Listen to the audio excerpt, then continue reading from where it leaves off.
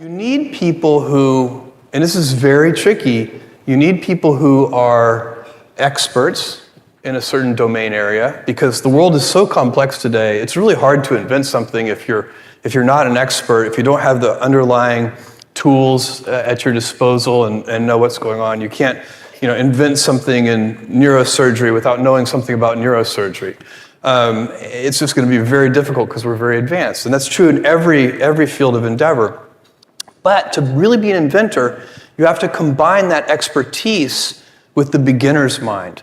You have to have a certain childlike ability to not be trapped by your expertise. And that fresh look, that beginner's mind, once you're an expert, is unbelievably hard to maintain.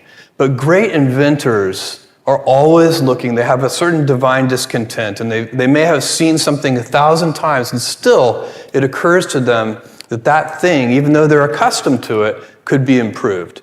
And that's, you have to look for people like that. And I also think cultures support that. You can't, even if you're that kind of person, if you're in a culture that doesn't support failure, willingness to fail is critical for invention. Willingness to be misunderstood for long periods of time. Most inventions don't really work that well in the beginning. They're clumsy, they're little toddlers, they're always falling and tripping. And so you have to have a culture in your organization that supports this kind of stumbling and wandering. Just because you're wandering doesn't mean you're lost.